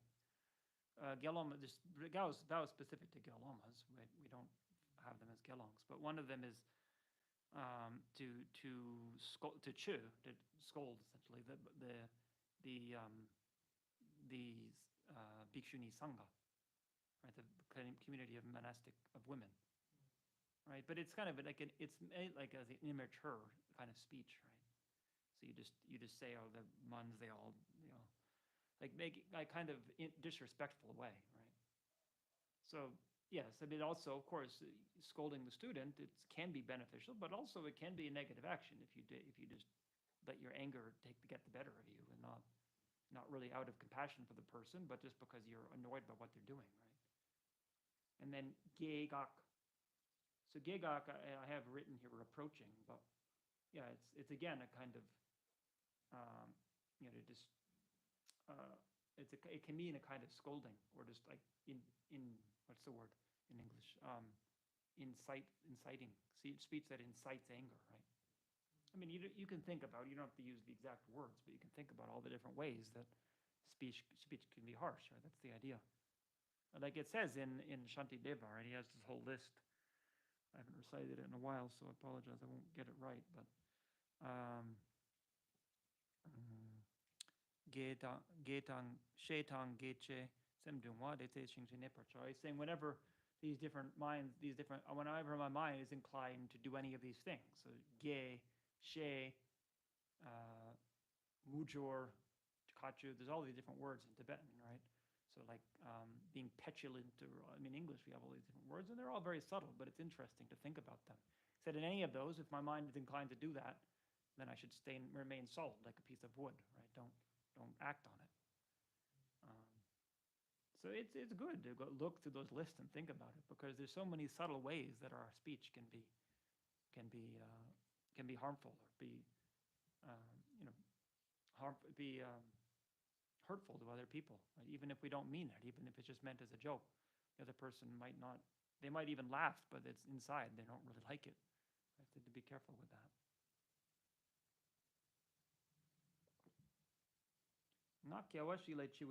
So then we have a heavy action in terms of the object for idle speech, which really is talking about what you're speaking about. So zundamawa sok sumgi nga kyalgi chi wayang chi ani arjino. So it's saying, it's speaking in any of the zundamawa sok sungi nga kyalgi chi ni. So it's like it's when your idle speech is any of the previous three things. It's a lie, it's divisive, it's harsh, right? It's the same, similar as before, so the same objects. So I think the idea is kind of what you're saying, that you're not literally just going and criticizing somebody, but you're just talking like for the sake of talking, and you're using this kind of speech. That's generally why idle speech is considered negative. People just sit around a bar and talk and talk and talk and criticize people, right? It's not like they're actively going up to them and criticizing them, but it's just the words they're using. It ends up being negative because it's just feeding into the afflictions. And then so tapmo is basically fighting, right? So you're talking about people who like to fight, or just we're talking about wars and saying how it was good they won the war, this or that. Sangdru is to fault find, right? So you're just talking about people's faults. And supa is fighting, or using argumentative words. And then gepa la tempetsik, so words that are gepa is also fighting, but it's more like argumentation, right? Supa, it's also kind of argument, but gepa is literally like arguing about points of philosophy or things like that. Sikyawatang, chaksemgi, chirulpetenjugi, chirulpetenjulopasoktang. So out of a mind of attachment, you're reading non-Buddhist text. And that's an interesting thing we've talked about a bit. As I said, it's now it says read, but I think the idea is it means reading out loud, because this is speech, right? And it's said in old times, people did not read right as quietly, right? It's actually a fairly recent innovation, you could say, in human history. Up until about 1,000 years ago, it was just assumed if you're reading a book that you recite it out loud. That's why we think about text as written, but it always says in the text that texts are sound, right? in the Buddhist tradition, right? What does that mean? If you think, but they had the conception generally that we think about it as something that's orally transmitted, right? It's not just a word on a page. So anyway, the point is, non-Buddhist text, as I said before, we have to think about, first of all, what does that even mean? What makes it non-Buddhist? And why would it be negative to read it, right? It could actually be positive if you're trying to be more educated and understand things better. But the idea is it's saying out of attachment, right? So you're just reading it as a way to incite, that essentially draws you away from your Buddhist refuge or something like that. I think that's the main idea. But also just whatever kind of books that incite your afflictions. That's really the point here, right? So reading books that make you angry. What's the help for you in that, really? You read the book and then you just get more angry. If it can actually help you to think about it, and it helps, but if it just increases your anger because it's just feeding into your afflictions, right? And then pamata nidu ta lama tabula deng leba deng le tang. So ridiculing your lama, your parents, your teacher, your relatives, right? People do that when their parents, like what we say, talking about people behind their back, right? When they're not there, you talk about all the funny things about them, and nobody knows. You assume that they don't. They assume that they don't hear you, but sometimes they hear about it. And then chudre was to taunt people, right? Mocking, and then siki lam tong mishawa japaho. Siki lam, I don't know, path of words, and mishawa, I don't even mishawa. Sha is like to divide up, no?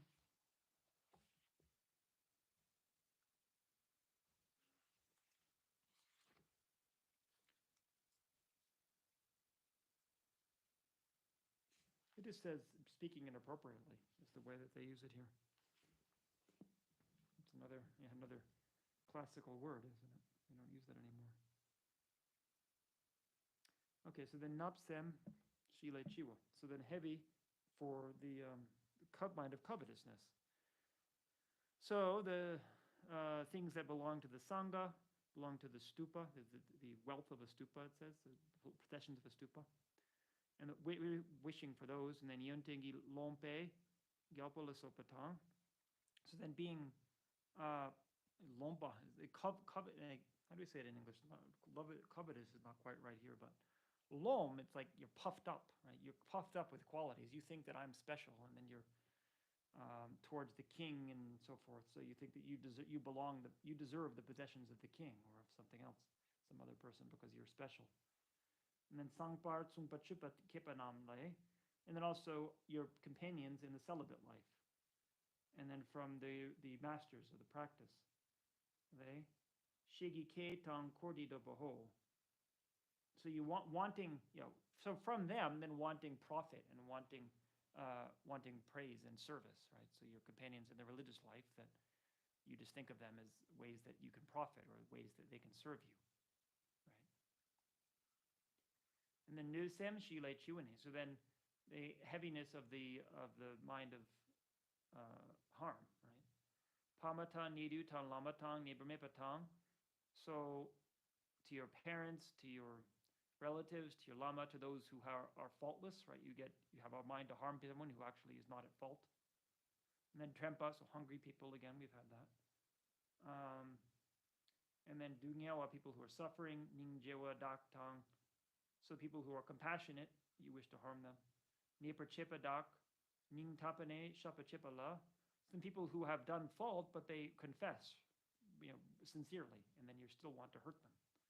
Narsem kewo, so narsem is like malicious mind towards them. Right? And then a loper tawe shile chiwa, so then the heaviness of the object in terms of the wrong views.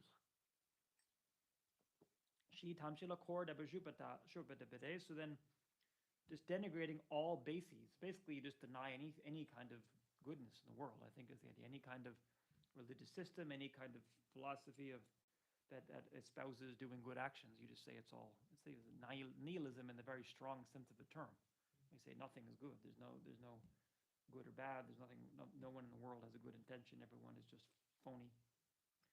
Lokta shempe kyang chila. So holding to that, lokta shempe kyang chila. It's more heavy. That's right. That's more heavy than other wrong views, right? And then jikta na dra champa yanda pasomwatang yanda bershupadak me che tawayango. So also having the view that in this world there had never been liberated beings and there never will be, and there's none that exist now, right? And then vele dopani yawar shichaho. So the opposite of that is less heavy, right? So if you're having a wrong view, like they say, if you believe in Creator God, it's actually not a wrong. It's a wrong view, but it's not a negative action per se. It can actually inspire positive actions, positive behavior. But in general, the denial of things, if it's not one of these, is less heavy than denying these things. So saying ujile. So in Asanga's text, the saying uji. How do you say the bases of grounds? I forget the word in Sanskrit. So, chiwe tsul druk sungde. So there's 6 ways. It talks about 6 ways that things are heavy. So ngompardu chepa.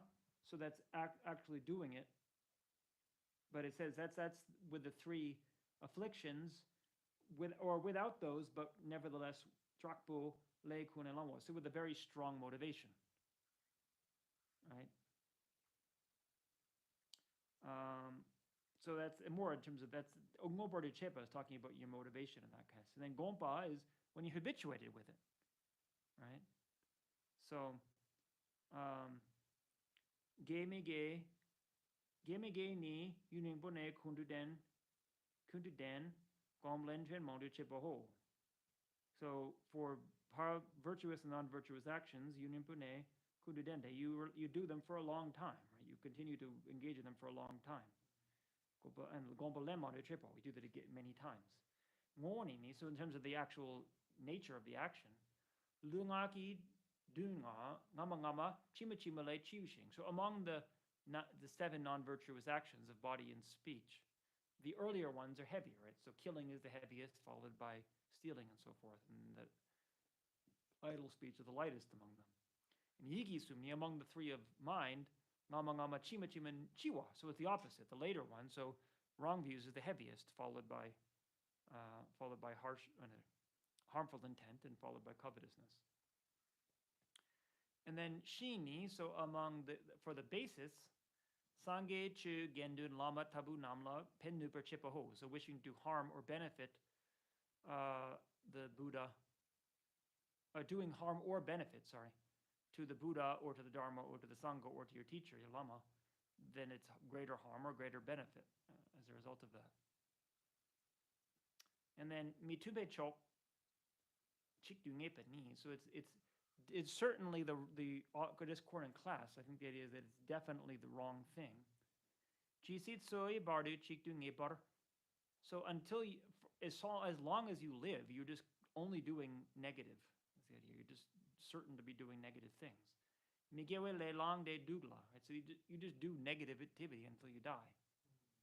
And then gewa ni, then chikyami chepa. You don't even do a single virtuous thing your whole life. And then mintu michu excellani. So then the opposite, which is saying, so then dispelling the discordant class, it's saying migewe cho pong de dochok tang drelne gewe le chipaho. So this is the opposite. It's heavy, but it's heavy in terms of goodness. It's saying that you abandon non-virtue and you're free of attachment and you just do virtuous actions. And then in Sheijing, right, the letter to the friend by Nagarjuna, Dakta ngomber shen tan nyempo me. So always doing it, right? Doing it continuously. And ngomber shen, so very attached to it. Nyempo me, without an antidote. And yunin tsudengi jile jungwele. Right? So then karma that comes from a very positive, something that is a basis of, how do you say, of many qualities, or like a teacher.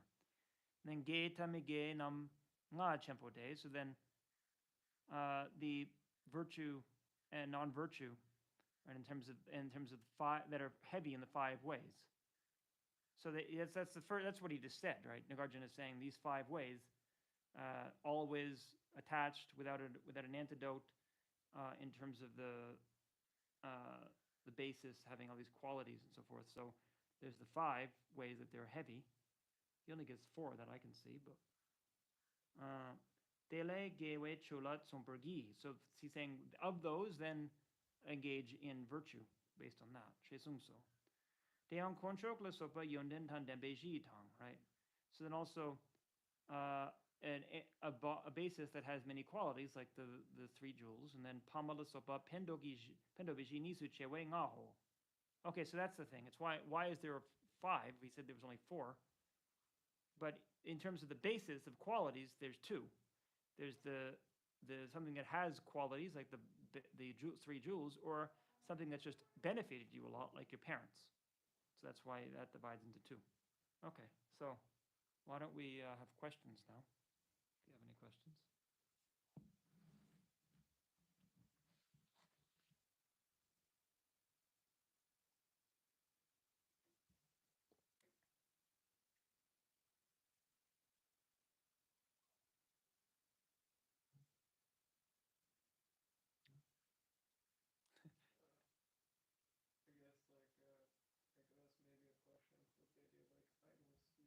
Right. Yeah, I guess, yeah, I was wondering,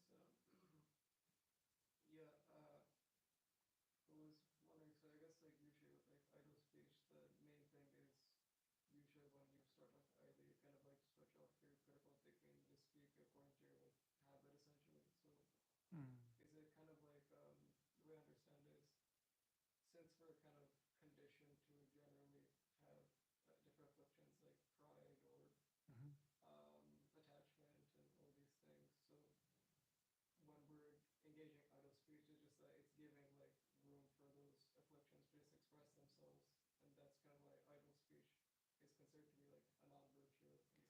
Yeah, I think there's two things. The one you just said, I think personally is one of the major reasons. It's this giving, if you're not really controlling your speech, it's very likely you're acting out of afflictions, because usually if we just act out of habitual tendencies, we'll tend to act out of afflictions.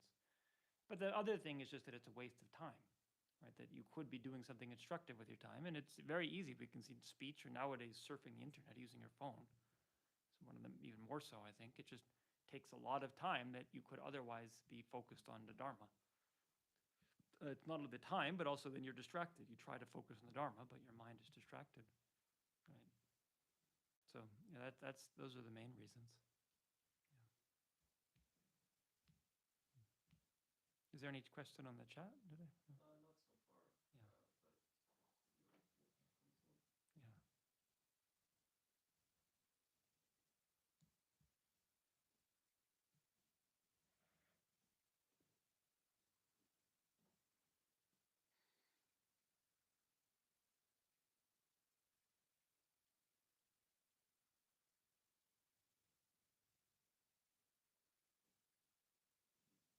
I guess I have one more Okay. Yeah. question. It was also that point you mentioned where when we like tease like other people, especially say like our friends, it usually is like inspired by some level of like affliction. Mm. And I guess that's something that I've kind of especially after I went to university and then later in life kind of was able to reflect on more. And I guess like I think about a lot of times like in say like secondary school, and I think it's very common in secondary school that their kids tend to be quite. I think even more so. Secondary school is pretty much the extreme. Yeah. Middle school. Yeah. It's like I think like that time like chatting with like my friends or something like this. Mm. It seems like there's almost this like culture of it's seen as weird if you don't. Yeah, it's like machoism. Like you have to show yourself as something. Yeah, that's. Yeah. I think it's weird because I think like when I look back, I remember when people would do that to me. I would think actually no, this doesn't. I don't really like this, but. Yeah, yeah, I know. But the thing is that unless when you're young, you don't. It takes time to get mature enough, unless you have really good imprints or good guidance, to think that, well, I don't like this, so other people aren't going to like it, right? Yeah. I have to admit, in middle school, I certainly said things that I can't believe I would have said something like that, and people did that to me too. And then, like exactly like you say, you feel you have to do it to fit in. Fortunately, I think by the time I got to high school, I realized I didn't want to do that anymore.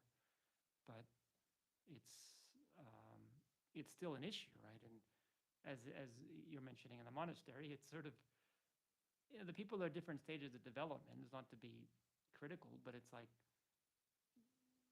we take it for granted in our culture because we go to school from a young age. So we go through that phase when we're 12 or 13. And people who didn't go to school at a young age, they might go through that phase later or still be in that phase at some point. Um, so and we have to look at it. Like I say, I don't expect you're doing the kind of things now that I was doing in middle school, where I honestly sometimes actively singling people out and like making very critical comments. It's terrible, right? But still, if it's just joking with your friends, you have to be careful, right? You'll see in the monastery over the years that not everyone stays here, right? So you got to be careful what crowd you fall into. That's a danger, right? You can with all of my classmates. I never discriminate between them, like I don't talk to you or something like that. But if you're actually like actively spending time with them and so forth, this certainly happens. People go in the wrong direction and they get kind of in these little cliques. I mean, it's not cliques in the way that you have, at least I haven't found that as you have like a high school where it's like kind of almost competitive. But it's in terms of these people just kind of hang out together and then they end up engaging in the same non-virtue together.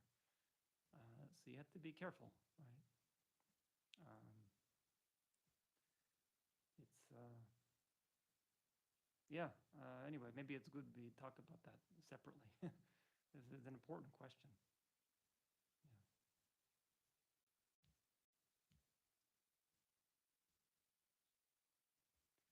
But yeah, also when you're in the monastery, you have to go through that process because when you're in the first year of debate, people are generally kind of mature, I have to say, and over time it does improve. But you have to think if you want to live this way as a monk, you don't want to get into the same habits you were in as a layperson. So I think, yeah, generally I tend to err on the side of being more conservative about it. It certainly worked. And a lot of people have disrobed.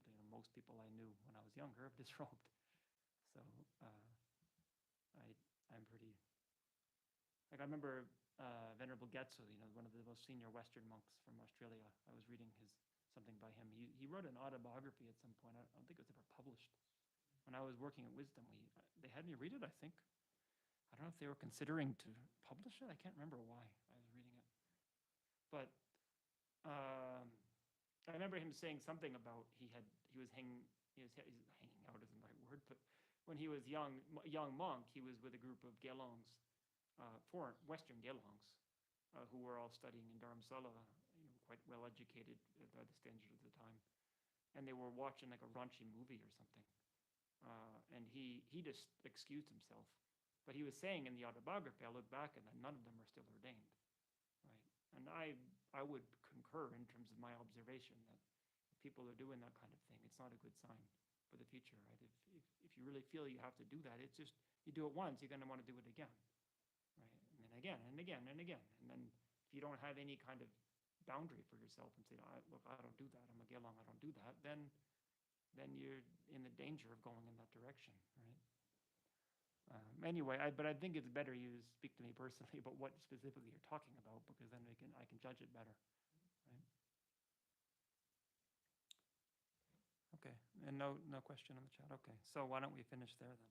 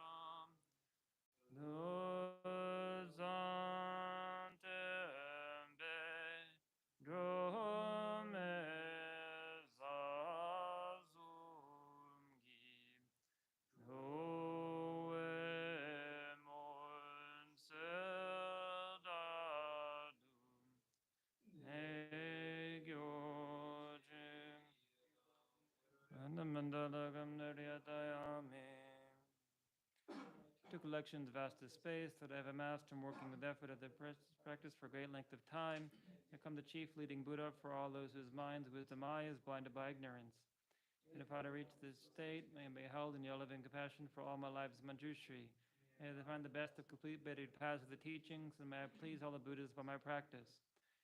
Skillful means drawn by the strong force of compassion, may I with the minds of all beings to the points of the path as I have discerned them. I uphold the Buddha's teachings for a very long time. My heart going out with great compassion in whatever direction the most precious teachings have not yet spread or once spread have declined, may I reveal this treasure of happiness and aid. The minds of those who wish for liberation be granted bounteous peace, even the needs to be nourished for a long time, even this graded path to enlightenment completed to the wonders, virtuous conduct of the Buddhas and their sons. Then all human beings who eliminate their diversity, consider conditions for living like paths, never be separate in all their lives, with the purest path praised by the Buddhas. And if someone makes an effort to act in accordance with the tenfold Mahayana virtuous actions, always be assisted by the mighty ones, and may oceans of prosperity spread everywhere.